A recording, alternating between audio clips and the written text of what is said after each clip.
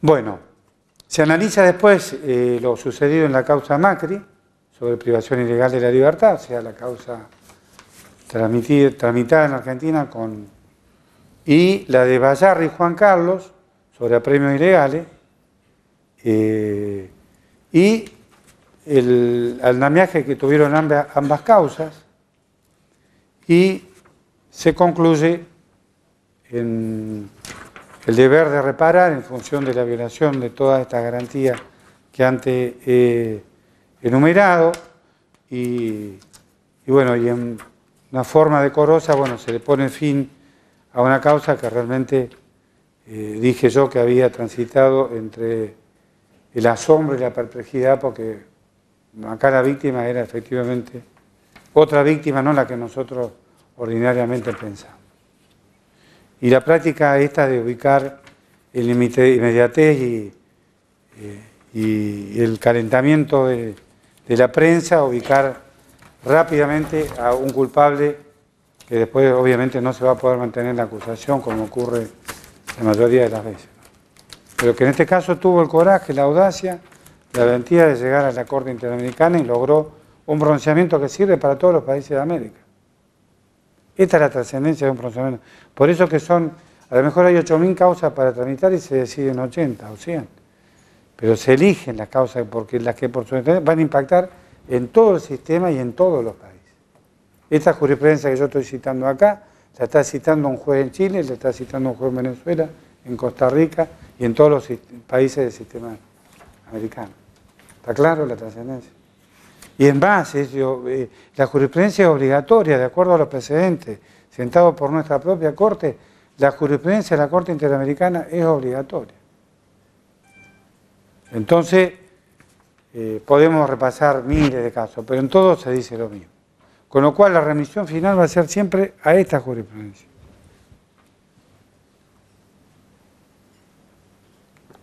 Viene ahora un caso mucho más endiablado que el anterior, porque acá ya no hablamos de sujetos, acá hablamos de gente que está en una prisión privada de la libertad, son sujetos múltiples. Un caso también del Perú, caso del penal Miguel Castro Castro versus Perú. Este anterior lo había fallado la Corte el 25 de noviembre del 2006. Pero así como los anteriores tuvieron la particularidad de tratar, además de la Convención Americana de Derechos Humanos, la Convención de Prevención contra la Tortura, este tiene la particularidad de incorporar el terceto, la protección contra toda forma de violencia contra la mujer, la Convención de Belén do Pará. Por eso lo elegí, porque quiero que jueguen sistemáticamente en todo el sistema. No solamente con la Convención Americana, sino con todas las convenciones. Y acá es la primera vez donde se va a afrontar este caso. ¿Por qué? Porque en esta prisión había detenidas 133 mujeres. Entonces, para no apartarme del tema que he elegido, el deber de investigar,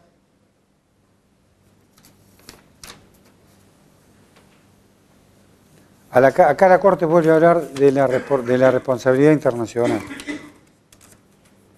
Tiene un complejo carcelario de máxima seguridad, donde estaban detenidos los enemigos del régimen, es decir, los presuntos terroristas, el Sendero Luminoso y otras agrupaciones. Entonces, se fabricó, se los cuento así rápidamente, un operativo, se le puso un nombre determinado, y se llegó a ese penal, a ese complejo penal, y se liquidó a un montón de gente, hombres y mujeres. O sea, el caso tiene muchas secuencias, muchos actos, pero el Fujimorazo implicó eso, la asunción del poder y el aniquilamiento físico de su enemigo. Ahora lo vamos a ver a través de un proceso de fraude y simulación violento, violento para la moral, inclusive para el que lee el fallo puede sentir asco, y es bueno que sienta asco, porque es así.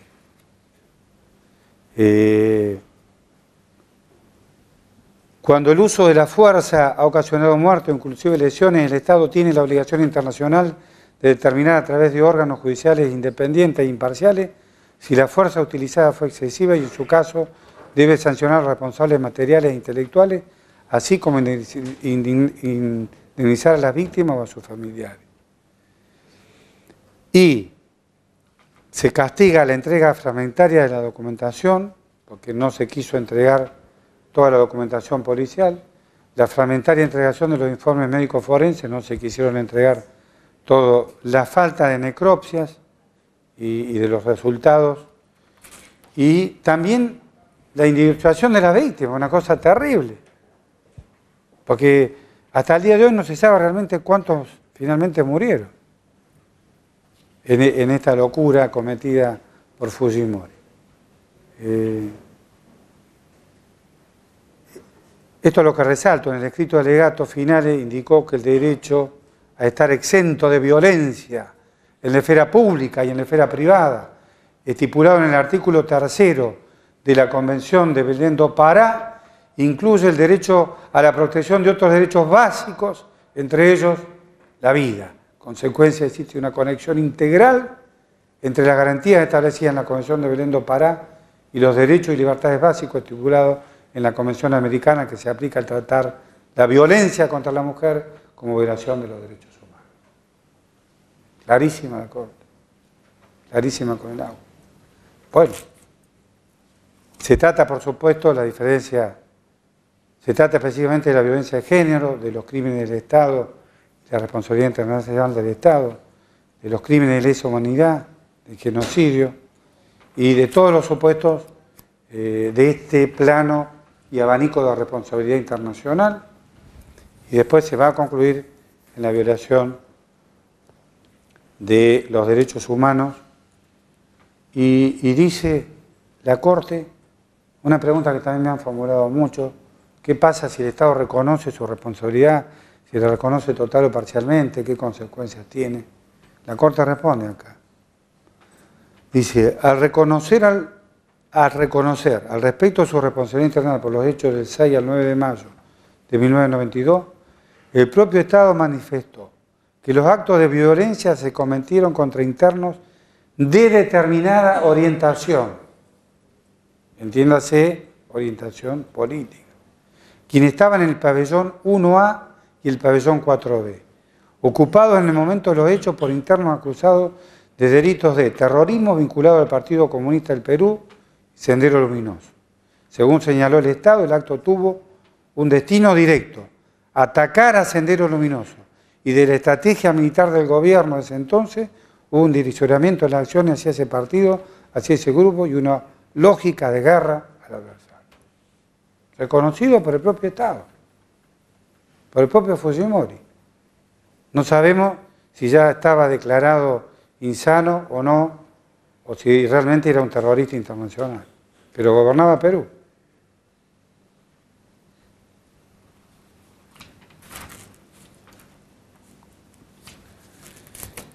Como se desprende de los principios básicos sobre el empleo de la fuerza y de las armas de fuego por parte de oficiales encargados de hacer cumplir la ley, los cuerpos de seguridad estatales solamente pueden ocurrir al empleo de armas letales cuando sea estrictamente inevitable para proteger la vida, no para privar la vida. Porque si no decimos una policía que tiene que estar desarmada, una seguridad pública no sirve para nada. Lo dice el sentido común, pero lo dice con esta norma, con este mandato, con esta interpretación, no con cualquier otra. Cuando sea estrictamente inevitable para proteger la vida o una vida, y cuando resulten ineficaces medidas menos extremas, lo cual obliga a la policía a agotar siempre todos los recursos. La ley de la fuerza y del arma letal es el último recurso cuando se han agotado todos los otros recursos posibles. O cuando fuera necesario para proteger la vida, no para aniquilar a los enemigos políticos.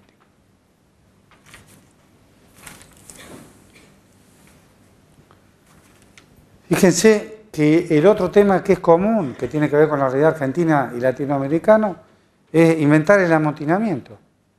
No había ningún amotinamiento, pero es lo que siempre se produce. El amotinamiento. El amotinamiento yo lo puedo hacer desde mi puesto de guardia, prendiendo un colchón y armando un incendio. Y digo, amotinamiento en la cárcel de Viedma. Actúen, a la fuerza. Chao. Eso no es lo que se puede hacer, no se pueden fabricar cosas. Bueno, acá se fabricó, no existía ningún amotinamiento. Y se fabricó lo que se denominó Operativo Mudanza 1, que era una forma de ir a la cárcel con el propósito, con el supuesto propósito legal, de separar hombres y mujeres, de clasificar a los presos, los que eran de extrema peligrosidad, dejarlos, los otros llevarlos a otro lado. Y en finalidad, los dos objetivos fueron fraudulentos, ninguno eran reales. Era el hecho para entrar a las 4 de la mañana al penal y producir la masacre. A las 4. Sí, pero el deber de investigar es una obligación de medio o es una obligación de resultado. O sea, ¿estamos obligados a asegurar el resultado de la investigación? No. Estamos obligados a utilizar todos los medios disponibles, todas las fuerzas disponibles, todos los recursos disponibles para agotar la investigación criminal, penal, exitosamente, eficientemente, como dice la Corte. No asegurar el resultado, pero estamos obligados a emplear todos los medios. Ahora, ¿se imaginan cuando llega una causa como esta, fraudulenta, a mano de la Corte, con un reconocimiento preliminar de responsabilidad del Estado, de lo que hizo y por qué lo hizo? Acá no hay mucho que andar investigando en orden a los demás elementos de prueba, digamos, era clara la finalidad. Y dice que como obligación de medios no resultado, este deber debe ser asumido por el Estado como un deber jurídico propio y no como una simple formalidad condenada de antemano a ser infructuosa. O sea, una investigación seria, imparcial, objetiva y efectiva son los condimentos, los requisitos que le pone la Corte, los adjetivos, como para considerarlas en función de la defensa del propio Estado. Bueno, acá hay una violación a la integridad personal, por supuesto. Hay una conexión ineludible con los artículos 1, 6 y 8 de la Convención Interamericana para prevenir y sancionar la tortura. Hay una conexidad, como vimos recién, con la Convención que protege la violencia contra la mujer, inclusive acá, como ocurre en todos los casos, la tortura adquirió la forma de violación sexual, por supuesto, no se iban a salvar, la tenían a su disposición. Y en esto juegan fuerte el 1, 6 y 8 de la Convención Interamericana para prevenir y sancionar la tortura, pero también, como dijimos, la norma específica de protección de violencia contra la mujer en toda su extensión. El Corpus Juris, dice la Corte Internacional en materia de protección de la integridad personal de las mujeres, la cual forma parte de la Convención Americana. Es un caso realmente desgarrador, apasionante. Yo tengo que limitarme a la obligación de investigar.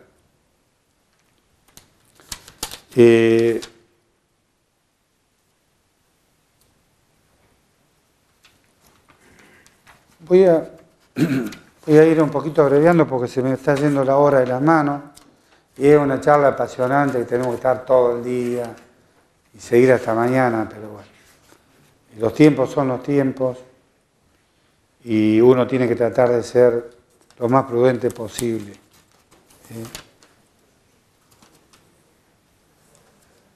Acá la Corte habla de plazos razonables pero inversos. ¿Por qué? Porque se tomaron un montón de años para iniciar la investigación criminal.